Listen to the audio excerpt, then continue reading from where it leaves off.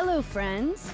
Welcome to My Good Woman, the podcast for new and future female leaders. I'm your host, Dawn Andrews, a happily married hockey mom and the founder and CEO of Free Range Thinking Business Strategy Consulting. Grab a seat at the table with me each week for candid conversations with culture-shifting, glass-ceiling-busting, trailblazing women leading impactful enterprises. We discuss what makes them tick, how they get it all done, and actionable strategies to help you lead with confidence and grow the visibility, reach, and revenue of your business. We're classy ladies, but we don't bleep the swear words. Listener discretion is advised.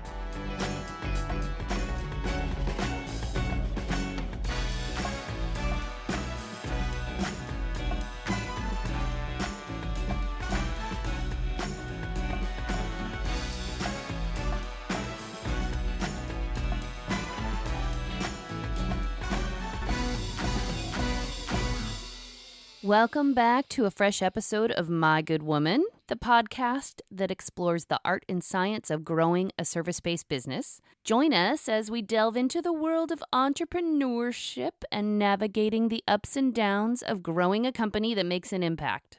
If we haven't met yet, I am Dawn Andrews, the founder and CEO of Free Range Thinking, a boutique business consultancy that helps service-based business owners and beyond with business growth strategy and leadership training. We help our clients go from founder to CEO to lead their businesses with the confidence that ensures future growth, big profits, and happy clients, because successful businesses start with inspired leadership. Friend, I am fired up today. I am chilling in the office. It's a down day, which means no makeup, messy bun, still in workout clothes. This is usually one of my favorite days. It's cold in Los Angeles, so I'm bundled up, but I am feeling hot under the collar because of a recent conversation I had with a business owner. It was an if you spot it, you got it moment that has me in a big ol' swirl. And I will share the deets, but first, I have a question for you.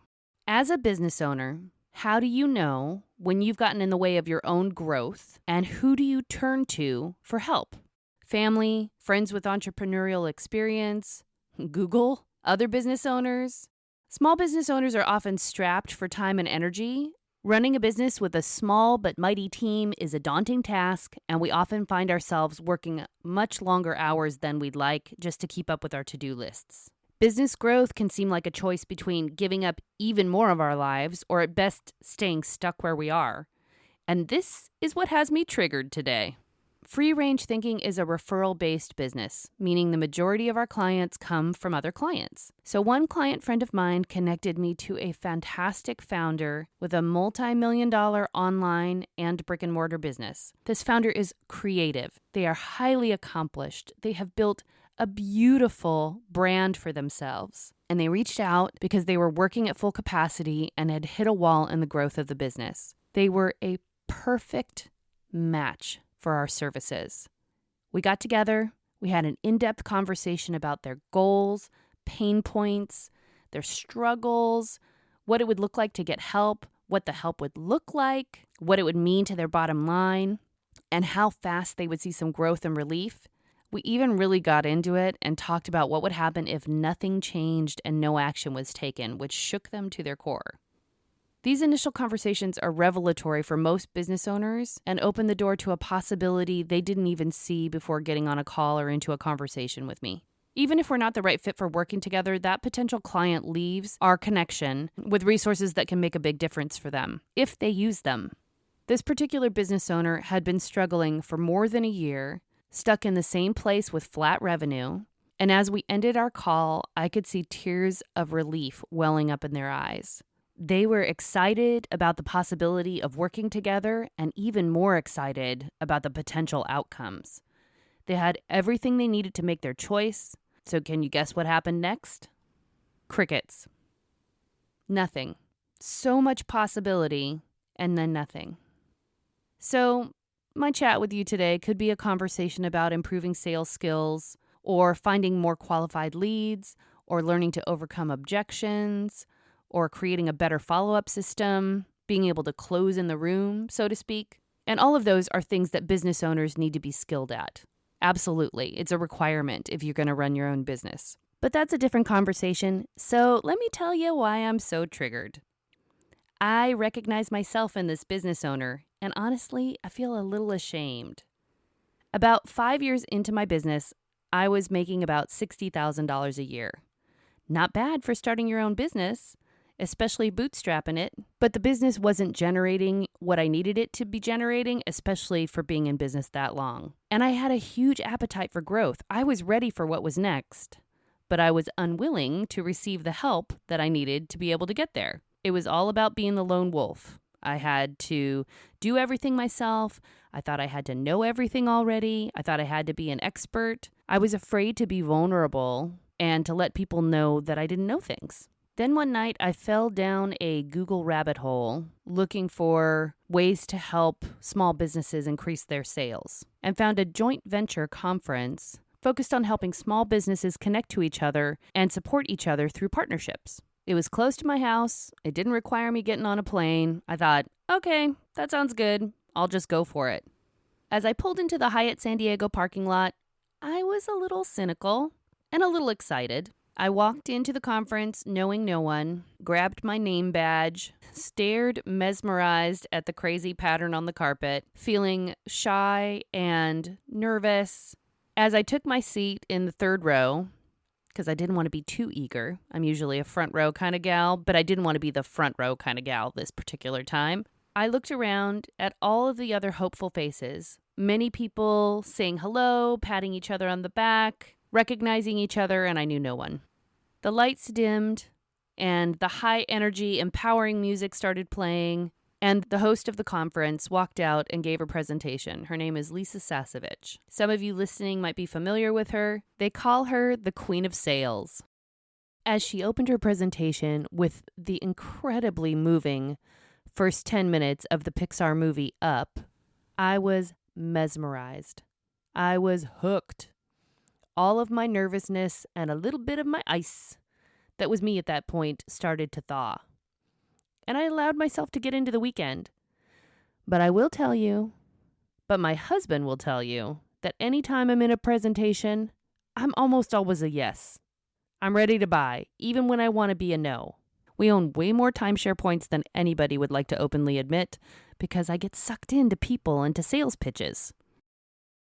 So as each successive person took the stage and shared their presentation that supported small business in some way, and finished with a sales pitch, I had my arms crossed, my legs crossed, protecting myself from investing. I was a no. I was a no, no matter how amazing it was. And finally, at the end of the first day, Lisa Sasevich made a pitch for her mastermind. The mastermind was a 1-year commitment with a small group of people working directly with Lisa and her team to help grow your business and improve your sales skills and business processes. And the investment was $100,000. Holy shirt balls, that's a lot of money. I think my entire college education was around that amount, including room, board, food, and clubbing. It was astronomical, and it was more than I had made in my previous year in business. I immediately started sweating. I was terrified. I was hooked by the pitch. I was hooked by the promise. And of course, the pitch and the promise came from the Queen of Sales. But I really, truly felt like it would be a game changer for my business. To be able to work with a group of people that thought like that, worked like that, were committed at that level. I mean, this was my business that we were talking about. I wanted to grow. I was ready to grow. So why not? I was pacing that crazy hotel carpet, trying to figure out how I could make this happen. Is there a loan I could get?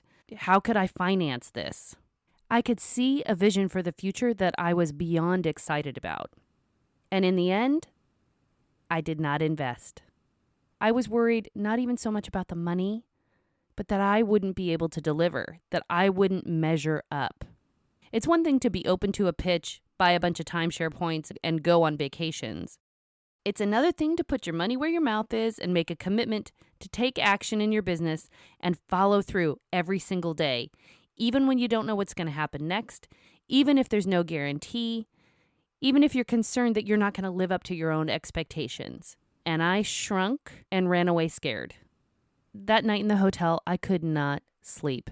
I called my husband practically in tears, trying to figure out why had this opportunity got me so twisted up. I was only one day into this conference and I felt like my whole worldview was breaking down. I didn't know it at the time, but attending that conference and being in that room on day one showed me a possibility of a future I hadn't been brave enough to dream about. As I rallied for day two, I choked down a cup of coffee and a couple of wilted melon slices, sauntered over that crazy carpet, and jumped into my third row seat, ready for day two of what the conference was going to deal out to me. More incredibly skilled and talented people introduced more amazing ideas, ways of thinking, ways of approaching business over the course of the second day, continuing to expand my worldview of what was possible in my business. And as the day was coming to a close and Lisa was ready to make her second day pitch, I actually felt buoyed. Almost like I had gone into the chrysalis and become goo on day one, and by the end of day two, I felt like I was starting to reconstitute, but I was definitely not the same business owner that I was when I started the weekend. Lisa made her pitch, and this time it was a little different. Instead of the mastermind, it was the opportunity to work with her for one day, completely focused on your business, for $20,000. I was in. I signed that credit card slip, crossed my fingers, and set my date to spend one full day of consulting time at her home, focused completely on my business to help me design the roadmap for what was next. And interestingly, it was a peaceful decision. The night before, I was sweating and crying and trying to figure out where I could get a loan to make this investment of $100,000. The stretch was too big for my brain at that point, but it was a necessary stretch because when I made that $20,000 commitment for one day of consulting, still a huge investment, I was ready. I was ready to commit whatever it took to be prepared for that day and to follow through after that day. And just to jump into the future a little bit, I doubled my business within 6 months of that meeting. And I couldn't have done it if it wasn't for the confidence that came from committing to that meeting and the plan that grew out of her expertise. When I look back on that day, I feel incredibly lucky because every time I have taken the leap, amazing growth has happened in my business. Whether it's world-shifting clients that come in the door, whether it's adding extra zeros to the end of my annual revenue, something incredible has always come from saying yes and taking action. So here's a question. Why, when faced with the possibility of getting skilled expertise and support to grow our businesses, do we ghost? And I was thinking of this client that I just had the conversation with. We acknowledge in ourselves that we need help, that we can't do it all ourselves, that we don't have all the answers, that we want more for ourselves, for our quality of life, and for our businesses. We step up, we are met with skilled and talented people and excellent resources and support, and we ghost.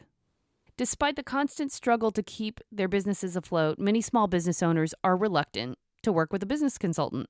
Getting help means that you will have to change. You will have to let go of ways of doing things, ways of seeing yourself, habits, stories, relationships, and mindsets that no longer work.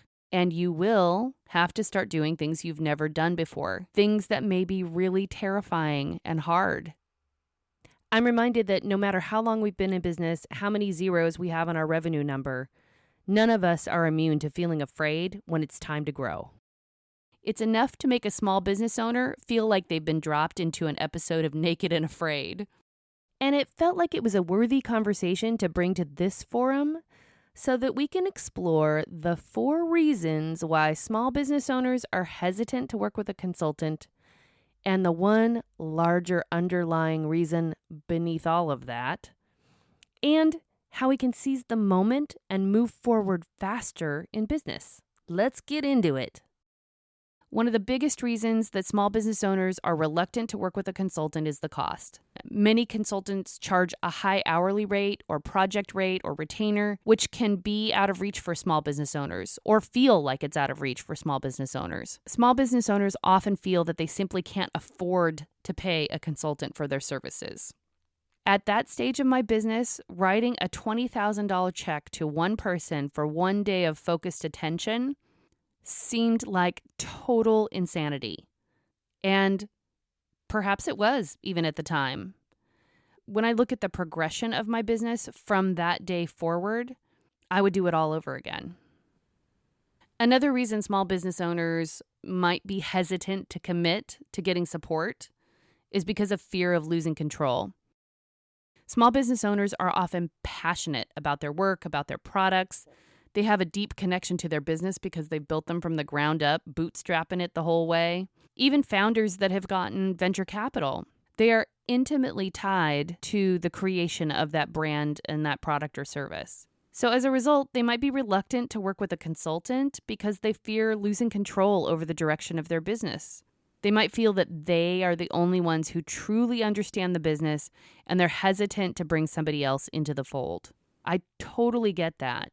And part of being an astute and skilled business owner is recognizing when you've hit a wall, when you've reached the place where you don't know what you don't know. And what consultants can bring to that moment is objective advice and perspective. Consultants are free from the emotional attachment that small business owners have to their business, so we can offer fresh insights and ideas that can help small business owners break out of current patterns and find new ways to succeed, find new streams of revenue, find new ways of structuring the business to get the outcome that the business owner is hoping for. Another reason small business owners are reluctant to receive support from consultants is lack of time. Small business owners are already stretched thin, and the thought of adding another task to their already full plate can be overwhelming. They may feel they don't have the time to devote to working with a consultant and implementing the changes that the consultant recommends. And I totally get that. When you've got a team of under 50, you still are responsible for driving so much. And especially if you're in a team of 20 or under, you still know everybody's name. You probably are responsible to some degree, or at least familiar with what everybody is doing, what's on their task lists. And it can be hard to let go. A really great consultant can help you increase your efficiency and productivity by getting things off your list. When we work with clients, we help them find 10 hours within the first week together. It's what we do to show our clients what's possible moving forward and to free up some time for them to devote back to what we're doing in the consulting relationship. By streamlining processes and improving efficiency, small business owners can save time and energy, which ultimately leads to a more successful business. A good consultant will help marry the work they are doing with you to the reality that you're facing and find time for you to devote back to whatever your commitment is to that consulting. And another reason that small business owners are reluctant to engage with consulting is that they're skeptical of consultants as a whole. They view them as outsiders who truly don't understand the ins and outs of running a business. They may feel that consultants provide generic advice or that they don't have the necessary experience to truly help their unique business succeed. I understand that. And if you're looking for a consultant and you're in a highly specialized field, then find a consultant that really works with businesses in that field. If you're looking to grow a medical practice, you might find consultants that are great with general business principles, or you might find a consultant that really specializes in helping to grow medical practices. I consider my clients the expertise in their business category, but they're not necessarily the expert in running a business as a whole. And that is okay. That is what we bring to the table for them. Consultants can bring a wealth of expertise and experience to the table. They've worked with a variety of businesses and have seen what works and what doesn't. They can provide valuable insights and recommendations that small business owners might not have considered. I can understand the skepticism, but most of it comes down to what you believe about yourself. Do you think you're capable of growth? Not by getting busier and doing more, but by thinking differently, by learning new skills that have you pass responsibilities to other people, by shifting from a doer and or a manager in your business to becoming a leader in your business. Those are big transitions, and they push on our identities. They push on who we think we are, what we think we're good at, whether we think we're valuable and worthy. That's what's underlying all of these reasons. It's easy to hide out behind being skeptical of a consultant. So, talking all of this through, I am not as triggered as I was when I first started the conversation. As I mentioned before, I recognize myself in the image of that business owner I was having the conversation with and realized that sometimes we all need a little space to get our heads around growing into the next place. And at the same time, I know how valuable it was for me to leap before the net was there, to trust that if I took action and made a commitment, that the possibility of changing my entire world was ahead of me. And it breaks my heart a little bit that that didn't happen in that moment, in that conversation with that business owner. So I'm inviting you, I'm requesting, consider working with whomever you think would benefit your business. And chances are, if you allow yourself to be vulnerable for a moment and reflective, you know exactly who you need to call. If not the actual specific person, you definitely know the type of person that you need to call to take your next step to move your business forward. And I'm a fan of taking a messy next step, rapid, messy action, and not knowing what might happen next, so we can get to our failures faster, which means that we get to our growth faster. Don't let time, cost, control, skepticism hold you back from what's possible in the next version of your business. Don't be the business owner that calls somebody back a year later because nothing has changed. Commit and make the change now, because working with a consultant or whomever you need to work with is going to bring you that expertise and experience, that efficiency and productivity, objective advice and perspective, and could make a huge impact on the success of your business. Don't let your reluctance hold you back from achieving your goals. You've got this, my good woman. I believe in you, and I know that you can level up to the business that you've dreamed of. Go for it. Thanks for joining me today.